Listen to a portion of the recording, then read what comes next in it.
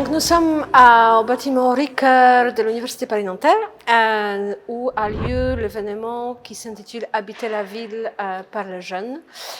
C'est un événement qui est organisé par le Jeune Hub. Et le Jeune Hub, c'est comme dit le mot, hub, c'est un connecteur. C'est un connecteur entre les étudiants, les jeunes qui ne sont pas des étudiants, les politiques, les chercheurs et les acteurs non académiques, les professionnels. Et donc, ce Jeune Hub est animé par un comité de pilotage composé des étudiants de Nanterre et aussi de représentants de la ville de Nanterre et aussi de la Ligue de l'enseignement à 92. Et donc, chaque année, nous organisons un événement qui est à l'initiative de ces étudiants. Donc, la thématique, elle est vraiment choisie par les étudiants. Et ensuite, on compose, en fait, on refait tout, enfin, le programme, on construit le programme ensemble pour ensuite organiser cet événement.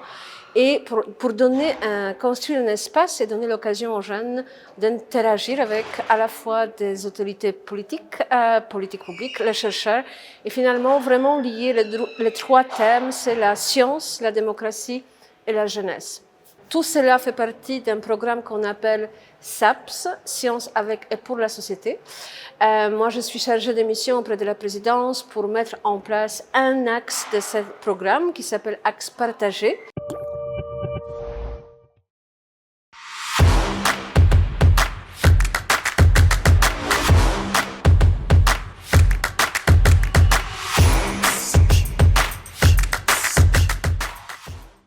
Enfin, justement, je trouvais que mon témoignage pouvait être intéressant dans le sens où, quand on est dans les organisations publiques, on se rend compte aussi des modèles de prise de décision et du fait que derrière chaque décision, il y a un enjeu financier.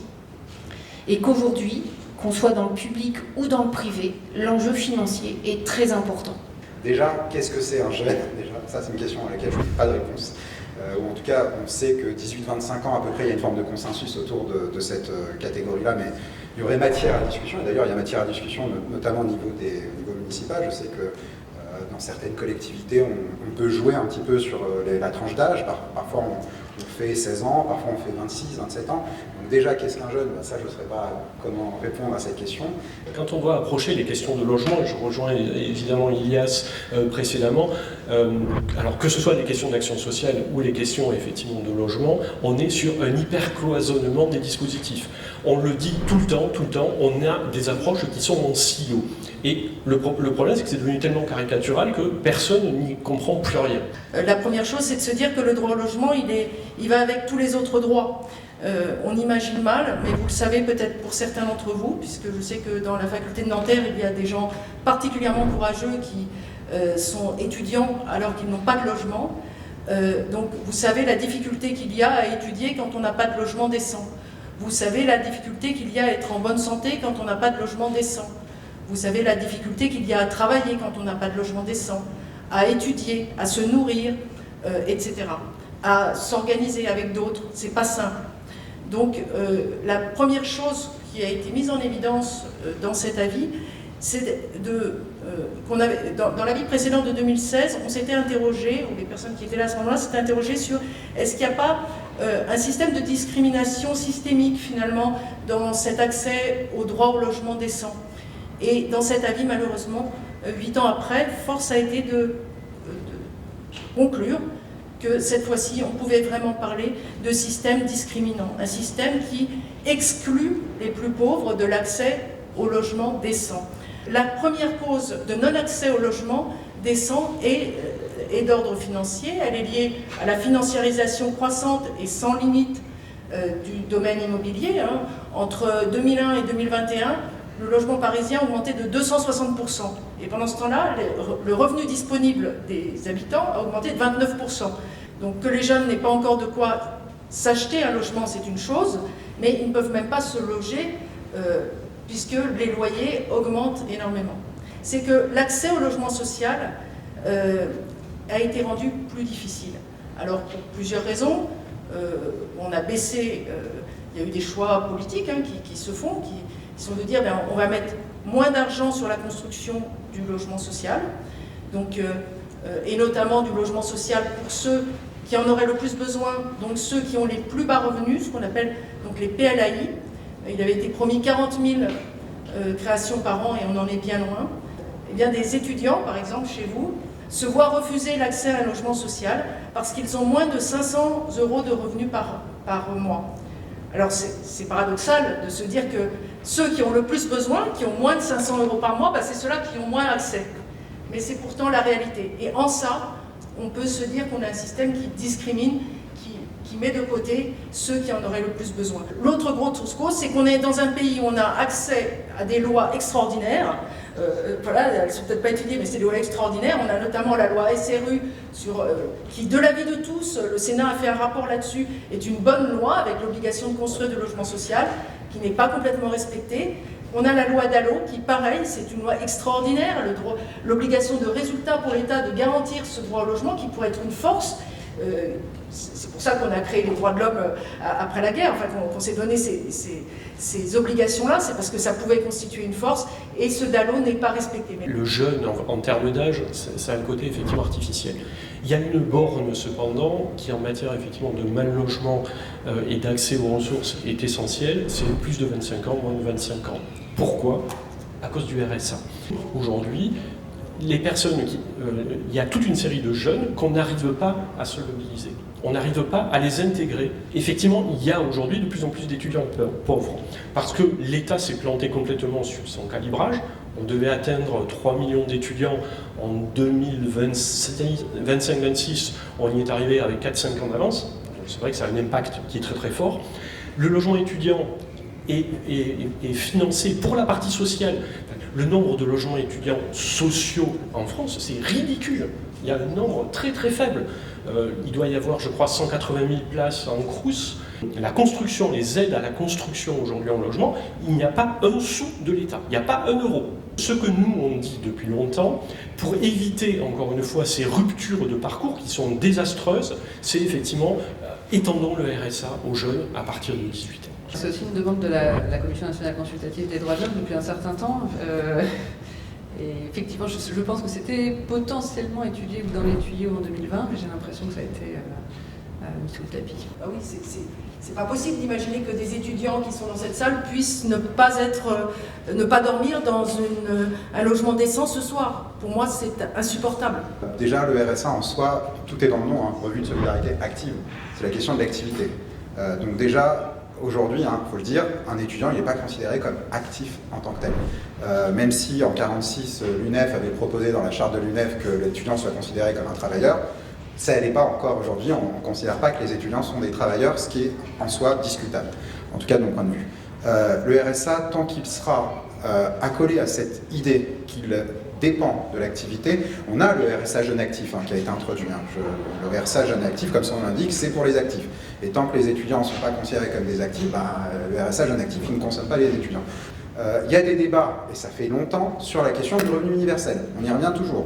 Et on sait qu'il y a encore des organisations d'étudiants qui ont proposé, il n'y a pas si longtemps, la question d'un revenu universel à destination des étudiants. Ce revenu universel à destination des étudiants pourrait être en soi une solution. Reste la difficulté majeure, le financement. Et le bon endroit, c'est l'État garant du droit au logement décent pour tous dans le pays, parce que sinon il n'y aura plus de cohésion sociale, c'est aussi bête que ça. Voilà, on peut se dire que ça coûte cher, mais en fait ce sera quand même très dommage le jour où il n'y aura plus de cohésion sociale dans notre pays. Et puis, le bon endroit au niveau local, qui n'est pas forcément la mairie, pour laisser le maire un petit peu plus, avec un petit peu plus de latitude et un petit peu plus d'espace entre ses obligations et puis les citoyens qui lui demandent quelque chose. Voilà. J'ai une question pour revenir sur la question du RSA. On a parlé de l'ouverture potentielle du RSA aux étudiants, on parle d'allocation et on a aussi abordé rapidement peut-être la potentialité d'un revenu étudiant. Et je me base sur une étude qui a été menée par 2 maîtresses de conférences de Nanterre et qui présente des résultats en fait qui vont dans le sens de dire que il n'est pas forcément confortable pour les étudiants, quels que soient les revenus des parents, en fait, de se sentir comme bénéficiaires d'aide. Et finalement, est-ce que c'est pas plus responsabilisant et c'est pas plus simple de considérer les étudiants comme des travailleurs et de leur permettre d'avoir un salaire et non de bénéficier d'aides, que ce soit au logement ou au revenu. En fait, c'est aussi intéressant cette responsabilisation dans les deux sens. C'est-à-dire, je touche de l'argent par l'État, bien payé par quelqu'un, par nous tous en fait. Et ça, cet argent-là, quelque part, j'ai des devoirs aussi. J'ai des devoirs. Et je pense qu'effectivement, c'est peut-être un bon moyen. Quelles que soient nos ressources, on bénéficie tous des dispositifs d'État. Quand on prend les transports en commun, moi j'ai un pass Navigo, je paie quoi 5% du coût réel de mon transport. On trouve évidemment parmi les étrangers en France le plus grand nombre de personnes en grande difficulté. Et sur les étudiants, c'est le cas. Quand on discute, quand on discute avec le ministère de l'Enseignement supérieur, quand on discute avec les universités, avec le CRUS ou le CNUS, tous disent aujourd'hui on se retrouve avec des situations de jeunes étrangers qui se retrouvent dans des galères qui sont monstres. Et c'est eux qu'on va retrouver effectivement dans des questions de dignité. Parce que les constructions des politiques publiques n'arrivent pas à absorber effectivement tout. Donc aujourd'hui, on a une approche en tous les cas qui est de rejet des étrangers, très clairement. Les pires services dans les préfectures, c'est les services d'accès, les services de la nationalité, c'est une horreur, quoi. Et là, effectivement, il y a des vraies discriminations, des contradictions où des gens n'arrivent pas à faire accéder à leurs droits. C'est eux qu'on retrouve effectivement dans les logements insalubres, etc. Vous avez évoqué la question des gestions et de la question de comment ça pourrait être rentable. Et je voulais savoir s'il y avait des études concernant les Outre-mer sur la question de l'habitation, parce que le taux de pauvreté est aussi très élevé, la question du chômage est très élevée. Donc on a parlé du RSA pour l'accès au logement et tous les droits fondamentaux qui sont liés à ce logement. Et je voulais aussi savoir sur la question du logement des étudiants, cette fois, qui viennent d'Outre-mer pour venir en Hexagone sur leur accès au logement. Est-ce qu'il y a des facilités qui sont faites? Est-ce qu'il y a des discriminations positives qui sont faites entre Français hexagonaux et Français venant des territoires d'outre-mer? Et plus globalement, la question du logement, est-ce qu'il y a une adaptation au réchauffement climatique, qui est aussi une question peut-être dont vous n'êtes pas spécialiste, mais vraiment ingénierie ou rentabilité qui permet une meilleure effectivité de l'accès au logement concernant les Outre-mer. Dans les années peut-être 70, on a construit massivement des cités HLM, qui étaient à l'époque presque un paradis, en tout cas par rapport aux bidonvilles qui existaient avant ça. Et finalement, on a été déçus des résultats et de ce qu'on a créé sur le plan de ségrégation et politique. Et du coup, est-ce qu'il n'y a pas une espèce de peur comme ça, de reconstruire massivement, je veux dire pour loger tout le monde, ce qui me paraît pour moi assez, quelque part le plus basique et le plus évident. Et pourquoi est-ce qu'on construit pas plus massivement des logements en fait? C'est un peu ça la question. Je voulais savoir si, admettons, prenons une hypothèse où les jeunes ils aient de quoi avoir une rémunération suffisante, est-ce qu'il y aurait du coup assez de logements pour eux?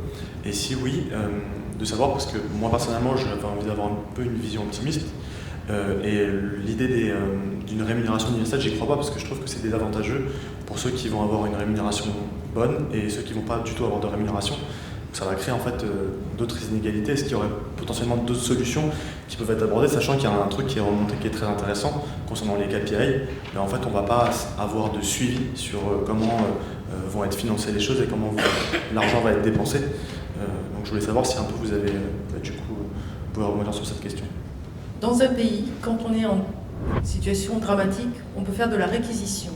Quand je dis ce mot-là, j'imagine que tout le monde a les cheveux qui se hérissent, surtout de ce côté-ci de la table. Réquisitionner des logements pour des étudiants.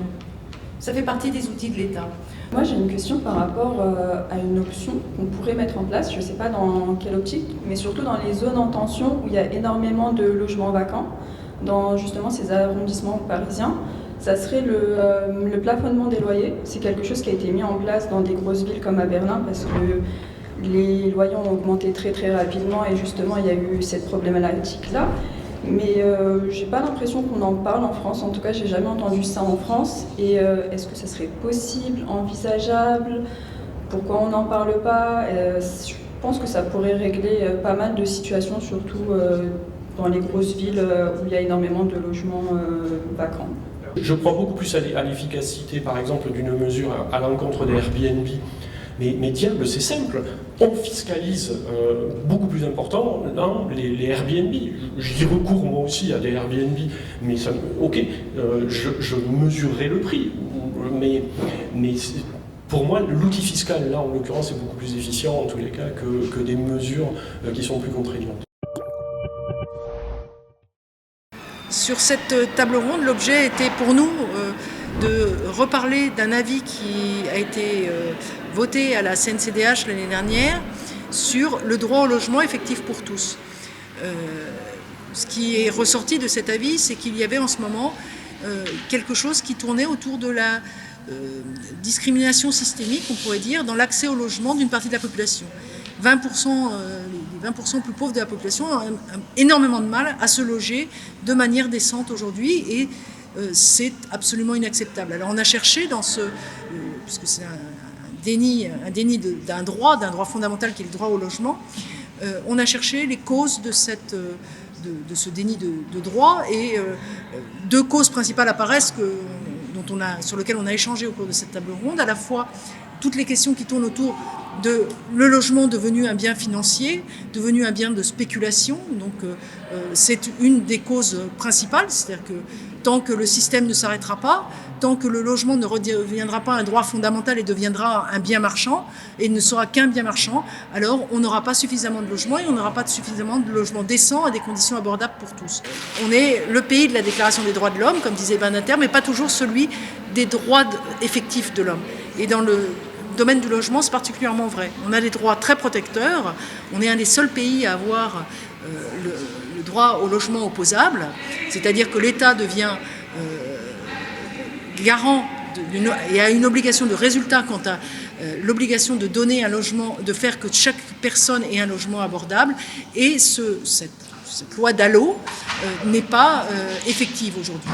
Elle n'est tellement pas effective que des associations de défense du logement, le collectif des associations pour le logement, a déposé un recours au tribunal pour enjoindre l'État à réaliser son obligation. Donc les plus jeunes générations, si elles veulent, il faut aussi qu'elles se saisissent de ces droits, il faut qu'elles se saisissent de ces possibilités qui leur sont offertes, il faut qu'elles se mettent ensemble, il faut qu'elles rejoignent aussi des associations. C'est important pour faire valoir leur droit au logement, parce qu'on sait que la vie est très difficile, on sait que dans cette assemblée, il y avait sans doute des étudiants particulièrement courageux qui n'ont pas de logement stable, qui n'ont pas de logement décent et à un coût acceptable.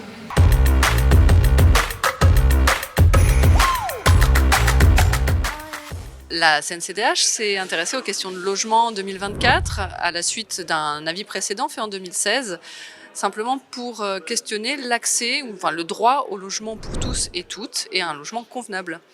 La CNCDH, c'est une commission qui qui contrôle le respect par la France de ses engagements internationaux et le droit à un logement convenable fait partie des engagements internationaux de la France. Et la CNCDH se tenait à rappeler un certain nombre de problèmes que rencontrent notamment les plus pauvres dans l'accès au logement.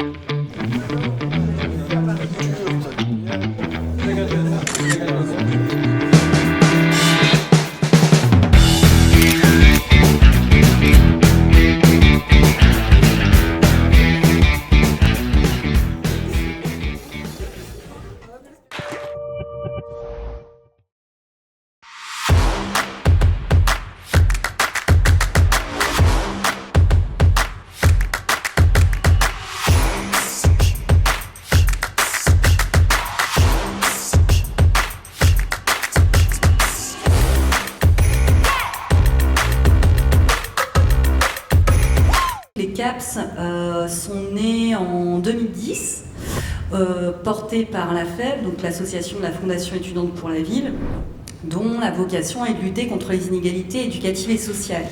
Et pour ce faire, convaincus d'une force, en tout cas d'un constat, partant d'un constat, les jeunes ont envie de s'engager et envie de s'engager à travers de l'action concrète. Donc colocation à projet solidaire avec un acronyme un peu particulier puisqu'il y a un K au cas de CAPS, sur le modèle donc des cotes en Belgique. Je vous laisserai regarder en quoi ça consiste.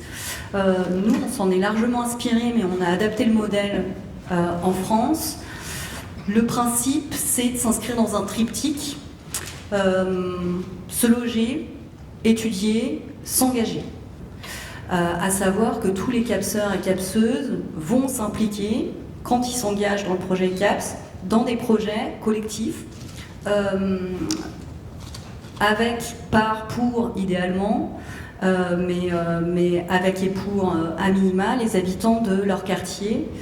On s'inscrit dans nos logements CAPS, dans des quartiers populaires, comme c'est le cas de toutes nos actions, et donc on travaille très étroitement avec les bailleurs sociaux dans ce cadre-là, aussi bien en résidentiel qu'en diffus.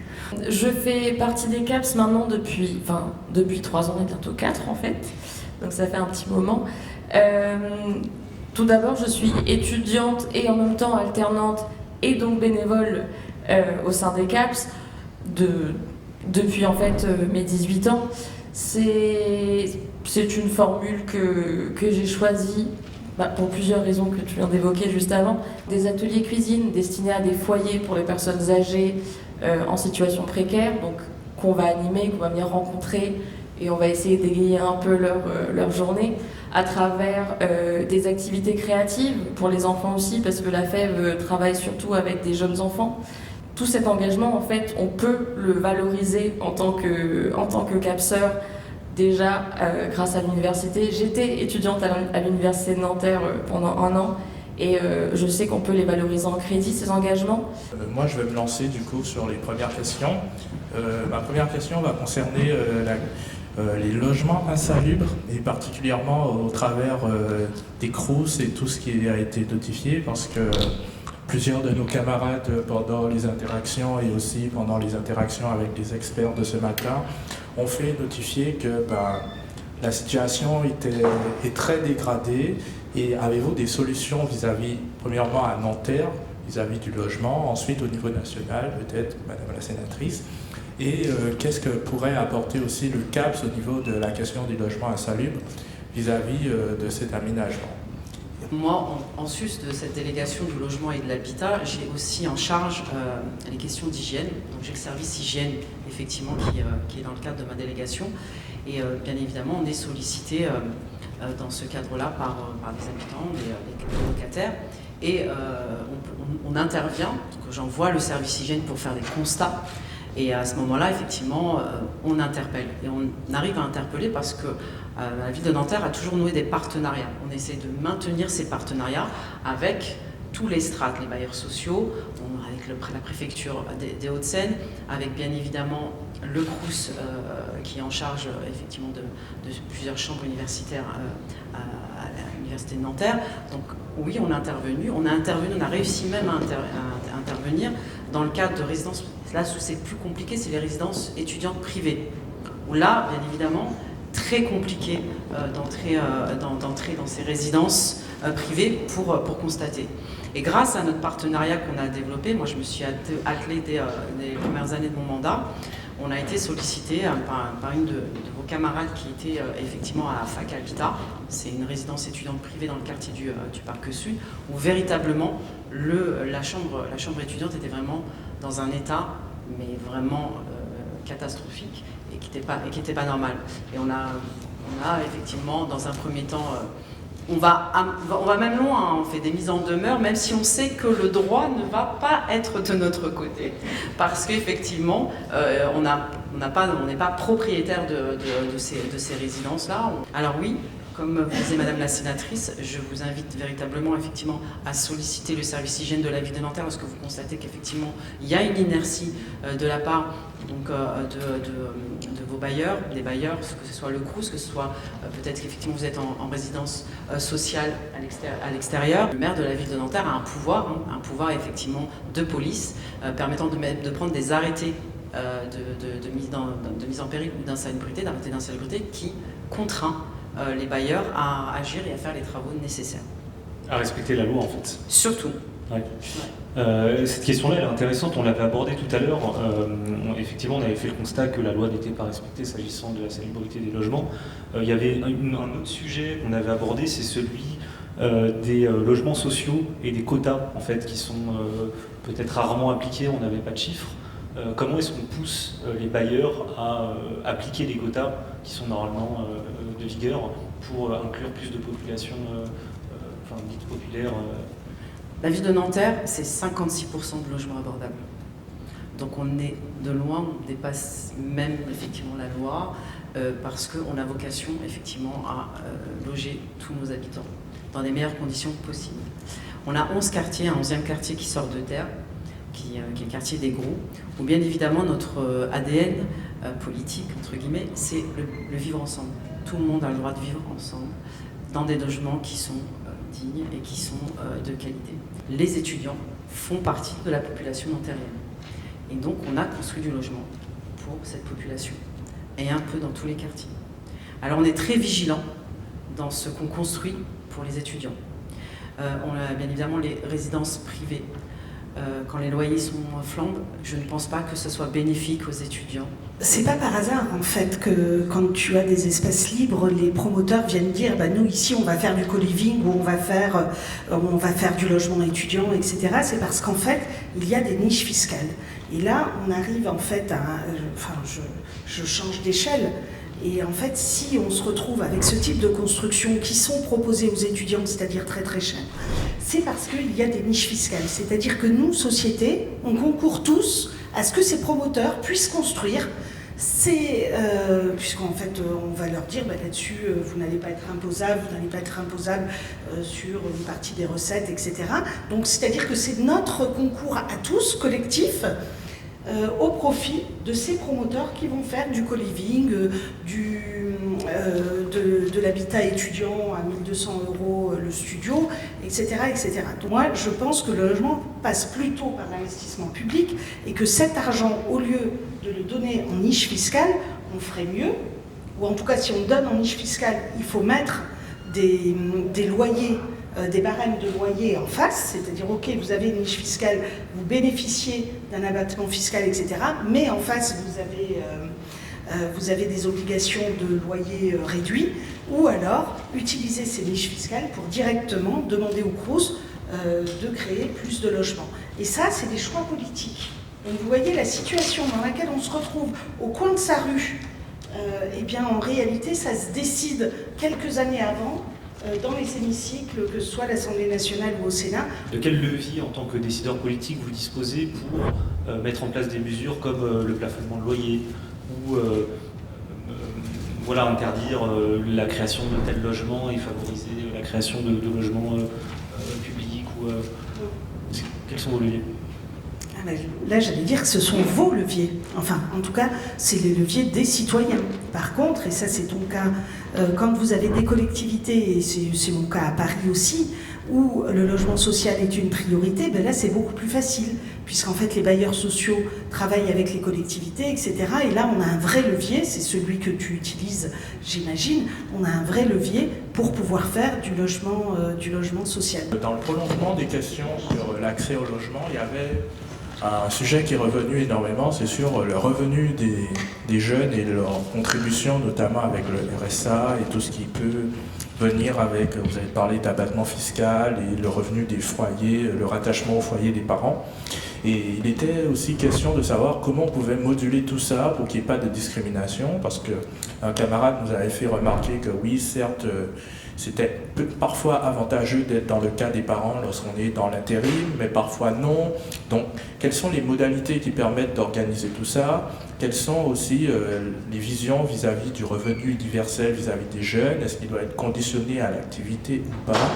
Et ça peut être aussi un moyen de réflexion sur des choses un peu plus larges qui sont les conditions de l'éducation, de l'accès au logement, qui prend une part assez importante dans la vie étudiante. Je pense qu'on se trompe, on ne prend pas soin des jeunes. Je me dis que c'est pas souvent qu'on peut réfléchir à ce qu'on a envie de faire, c'est pas souvent dans la vie qu'on a le temps de réfléchir, de s'arrêter, de se dire qu'est-ce que je veux faire dans la vie, quels sont les enseignements que je veux avoir, est-ce que j'ai pas plutôt envie d'aller faire le tour du monde et puis après de commencer à faire des études, ou plutôt de créer une entreprise et devenir, je sais pas moi, menuisier ou je ne sais quoi, quels que soient les choix que veulent faire les jeunes, je trouve qu'on ne donne pas les moyens à la jeunesse de faire ses choix. C'est pas qu'on n'a pas d'argent, c'est pas qu'on ne consacre pas d'argent. L'argent existe et il est là. Je m'explique. Chacun d'entre vous, en fait, quand vous êtes étudiant jusqu'à 25 ans, en fait, vous êtes une part ou une demi-part une part fiscale ou une demi-part fiscale dans les impôts de vos parents. C'est-à-dire que vous leur faites économiser de l'argent. Enfin, vous leur faites économiser de l'argent s'ils payent des impôts. Donc là, vous commencez déjà à voir que cette part fiscale, cette demi-part fiscale, elle n'a pas le même poids si on est riche ou si les parents sont riches ou si les parents sont plus pauvres. S'ils sont plus pauvres, elle ne pèse pas grand-chose. S'ils sont plus riches, elle pèse beaucoup. C'est-à-dire qu'on va choisir d'aller faire un abattement d'impôt pour les plus riches et un moindre abattement d'impôt pour les jeunes les plus pauvres. Bon, j'arrête, je sens que je commence à vous perdre. Cette demi-part fiscale, elle coûte beaucoup d'argent. Vous vous souvenez, longtemps, c'était les personnes âgées, en fait, les personnes les plus fragiles. Aujourd'hui, étonnamment, c'est les jeunes, les personnes les plus fragiles. Mais comment une société, elle peut accepter que ce qui va être son avenir, eh bien, soit la tranche d'âge la plus fragile de sa société? C'est pas possible, en fait. On devrait avoir le devoir de vous protéger dans cette tranche d'âge-là, ce que nous ne faisons pas collectivement. Du coup, je veux juste rebondir un peu sur ce que vous disiez au sujet de certains jeunes qui, eux, n'ont pas ces problèmes-là, et je me demande si, de plus en plus, la question du logement n'est pas intimement liée à la question de la répartition du patrimoine chez chacun. On voit que, alors moi dans mon entourage, il y a beaucoup de personnes qui accèdent au logement et donc qui au-delà, enfin ils n'accèdent pas via la location, mais ils acquièrent un logement directement, mais parce qu'ils ont un héritage, ils ont des parents qui sont là.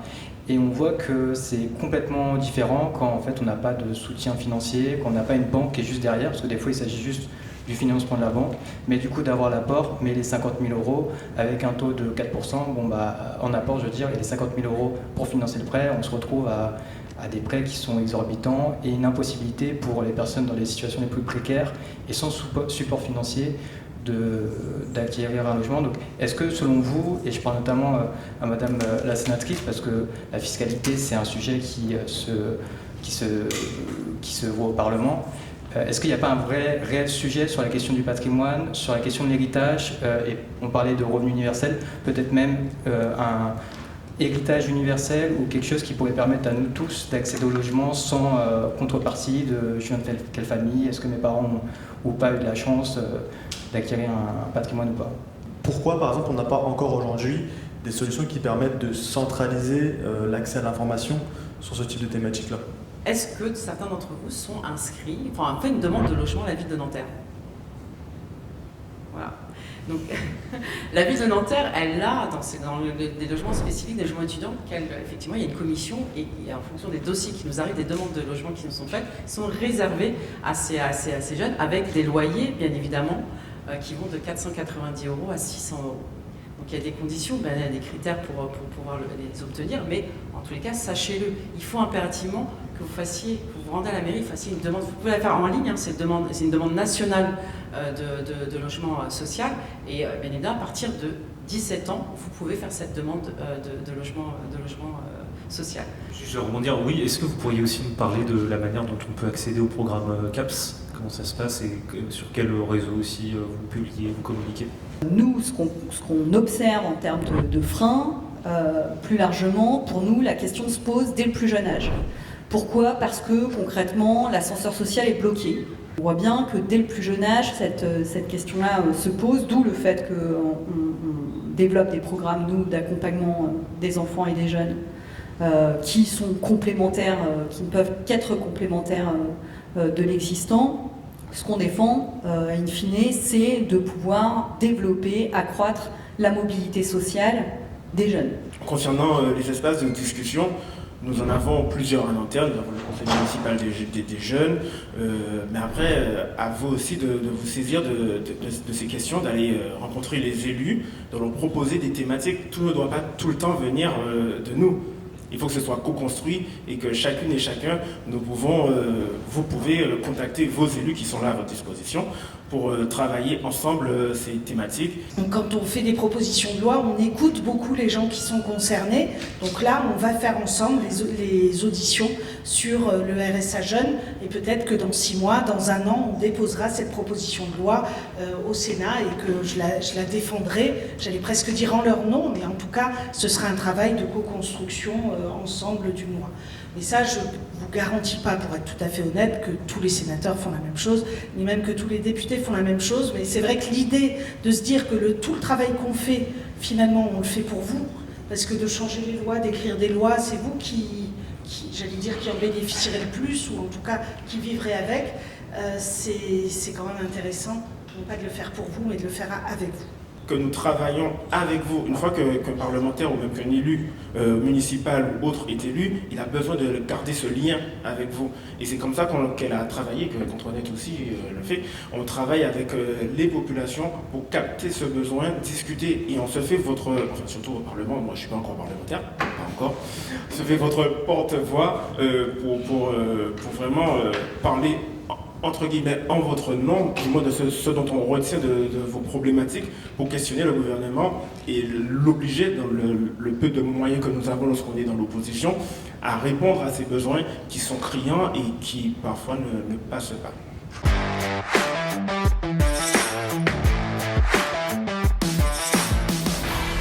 Nous, déjà, la FEV, notre vocation, c'est de lutter contre les inégalités éducatives et sociales. On a été créé en 1991, il y a maintenant plus de 30 ans. Et pour ce qui est des CAPS, les colocations à projet solidaire, on les a créées en 2010. Donc c'est maintenant un programme qui a 15 ans, fort d'un premier constat. Pour ce qui concerne l'ensemble des programmes de la FEV, dont les CAPS font partie, c'est que les jeunes ont envie de s'engager et ont envie de s'engager par de l'action. Et les CAPS, les colocations à projet solidaires, viennent répondre à cet enjeu d'engagement sur plusieurs volets. Déjà, c'est une réponse à l'enjeu et la problématique de l'accès au logement des étudiants. Et on le sait, qui va constituer un des freins à la poursuite d'études supérieures et de surcroît en Île-de-France, c'est d'autant plus vrai. C'est aussi un terrain d'engagement puisque, comme leur nom l'indique, les colocations à projet solidaire, ce sont des colocations certes, mais qui sont des points d'appui à l'engagement des jeunes qui vont s'impliquer dans leur territoire, dans leur quartier proche, avec les habitants, par les habitants, pour les habitants, sur des actions solidaires qui vont être de l'ordre de services et d'actions collectives à leur attention. Et puis c'est aussi pour les étudiants un support de vie collective qui permettent d'expérimenter aussi une autre manière d'habiter qui répond à cet enjeu d'attractivité économique, en tout cas qui clairement permet de dépasser le frein de l'accès au logement, mais aussi de vivre une expérience à plusieurs en s'impliquant sur un territoire populaire. C'est quand même notre marque de fabrique, c'est important que je le précise pour nous. On agit avant tout dans les quartiers populaires, dans l'idée de développer les liens entre campus et quartiers. Et dans ce cadre, est-ce que vous auriez un message que vous adresserez aux jeunes sur cette question, un message global sur cette question ?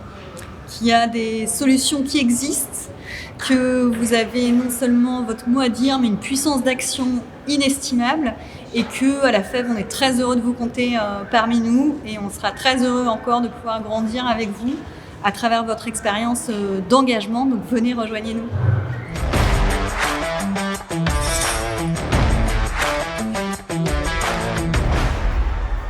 Moi, j'ai un message d'espoir. J'invite véritablement tous les jeunes âgés de 17 à 30 ans à venir au service de la ville de Nanterre, au service Habitat, à déposer leur demande de logement. Ils peuvent le faire aussi sur le net. C'est simplement très simple, une demande de logement social. Et effectivement, vous avez tout un formulaire à remplir, et ce qui permet effectivement de commencer à être enregistré pour pouvoir prétendre à une demande de logement.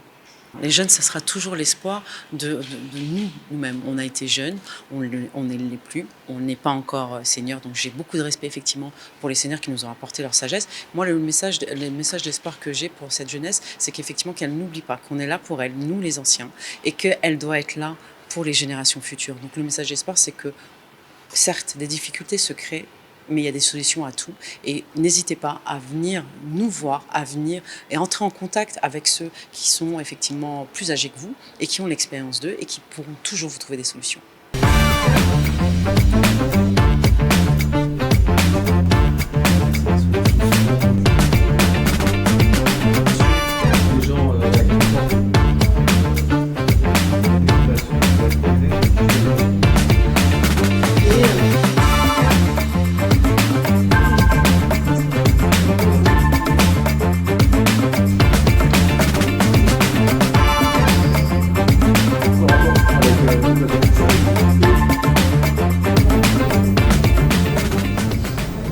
Alors moi j'ai beaucoup travaillé sur la jeunesse, avant de travailler à la fois sur la jeunesse et sur le logement, j'allais dire de manière distincte. Et je me suis rendu compte en fait que la précarité de la jeunesse était déjà très importante, beaucoup plus importante qu'elle ne l'était quand moi j'étais jeune par exemple. Je m'en rends compte aussi parce que j'ai des enfants et que je vois comment eux et leurs amis évoluent. Et cette précarité de la jeunesse est très importante et j'allais dire qu'elle se focalise beaucoup sur la question du logement qui prend une place incroyable dans le budget des jeunes. Et donc je me dis que quand on est jeune, si on doit choisir entre se loger, se nourrir, se déplacer, ça fait quand même une jeunesse qui est un peu moins gaie et un peu moins heureuse que ce qu'elle devrait être. Voilà, donc j'ai commencé du coup à travailler sur la question du logement des jeunes. Et je pense que globalement, ce qu'on a fait par rapport au logement, c'est un peu ce qu'on a fait par rapport aux études en général. C'est-à-dire qu'on a voulu emmener 80% des jeunes au bac, puis aux études supérieures, et on a oublié toutes les infrastructures qui allaient avec. Et donc, ce qu'on n'a pas fait en termes de budget, que ce soit pour les universités, etc., on ne l'a pas fait non plus pour le logement des jeunes. Et on se retrouve aujourd'hui, en particulier, j'allais dire, pour le logement dit social, avec un logement des jeunes qui est très très faible. Je crois que les logements Crous, c'est moins de 8% des logements dont ont besoin les étudiants. Donc moins de 8%, c'est quand même très très faible. On sait déjà qu'on a besoin de plus de 8% de logements sociaux pour les étudiants, par exemple. Mais ça, au-delà du logement social, qui lui est évalué sur le revenu des parents, ça aussi c'est une grande injustice pour la jeunesse, parce qu'une grande partie des jeunes évoluent j'allais dire indifféremment de la condition des parents. Et ça, c'est pas pris en compte, ce qui fait que là, ça crée encore à la fois une autre précarité qui n'est pas du tout reconnue, parce que notre système est mal pensé. Notre système ne considère pas les jeunes comme des citoyens à part entière. En fait, vous êtes toujours considérés comme les enfants de vos parents. Et ça, y compris d'un point de vue fiscal, etc., c'est très gênant, puisqu'en fait, ça oriente la manière dont l'argent public est dépensé pour la jeunesse. Par exemple, c'est les parents qui ont des demi-parts ou des parts fiscales, alors même que vous pourriez bénéficier de cet argent, entre guillemets, cet argent public qui pourrait être redistribué sur l'ensemble de la jeunesse. Donc c'est pour ça que je pense qu'il y a beaucoup de choses à faire pour que les jeunes soient considérés comme des citoyens à part entière. C'est pareil pour les aides sociales, etc. Vous n'avez pas accès au RSA. Or, on sait très bien que puisque vous n'avez pas de revenus, que vous devez étudier, on pourrait très bien imaginer quelque chose qui soit une forme de RSA étudiant qui vous permette, quelle que soit votre situation, de pouvoir avoir accès à un minimum de finances. Voilà. Ça, c'est un vrai sujet, j'allais dire, c'est presque un sujet de politique, de conviction politique. En fait, il faut que les maires prennent en compte et, j'allais dire, quasiment militent pour que les jeunes restent en centre-ville. En fait, c'est important, c'est toujours plus facile d'aller se dire, on va créer un campus de toutes pièces à l'extérieur de la ville, là, en fait, où, entre guillemets, ça n'embête personne, ça prend pas trop de foncier ou du foncier qui a moins de valeur, plutôt que de dire, on garde le campus là où il est installé souvent depuis des décennies, parce que c'était le cas avant, les campus étaient en centre-ville, et c'est pas les mêmes études quand on est en centre-ville que quand on est un peu à l'extérieur de la ville. Donc moi, je suis favorable à ce que toutes les villes accueillent les étudiants en centre-ville et de manière, j'allais dire, intégrée à la population et pas en les laissant entre eux, etc. Parce que ce que vous apportez à la population d'une ville, au dynamisme, etc., c'est aussi très très précieux pour la ville. Alors, la situation était moins difficile du temps où moi j'ai fait mes études, c'est-à-dire il y a une trentaine d'années. En fait, peut-être parce que nous étions un petit peu moins d'étudiants, on n'avait pas encore les 80% de jeunes qui avaient leur bac, etc. On n'en était pas encore là dans les objectifs politiques, ce qui est très bien. Moi, je suis très contente qu'il y ait un maximum de jeunes qui accèdent aux études supérieures.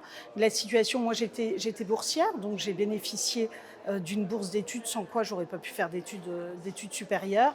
J'étais logée en logement Crous, donc là aussi, c'était assez intéressant. J'ai fait partie du premier programme Erasmus, donc là encore, j'ai bénéficié d'aide pour pouvoir étudier sereinement.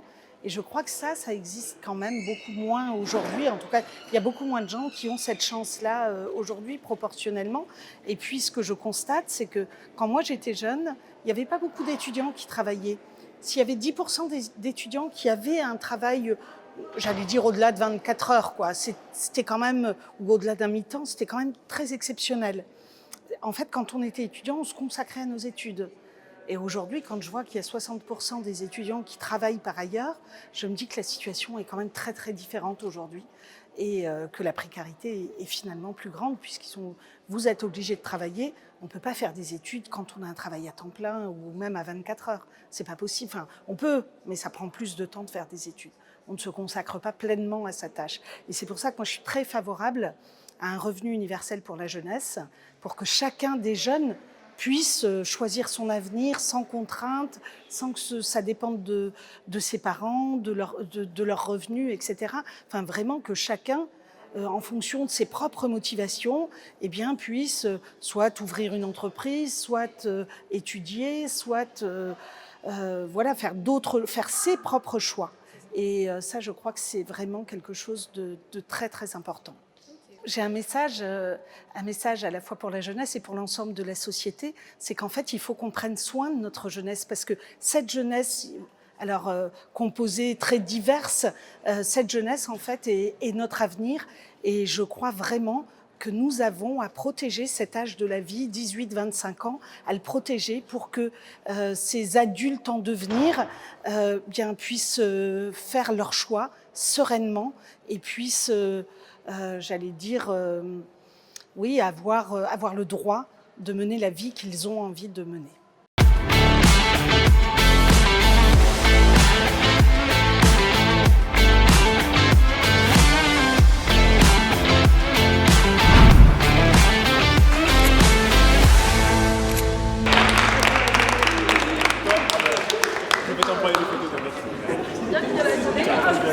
Ah ouais, c'était le projet. Bah oui, pourquoi pas. Pour la merde, il n'y a pas d'entreprise.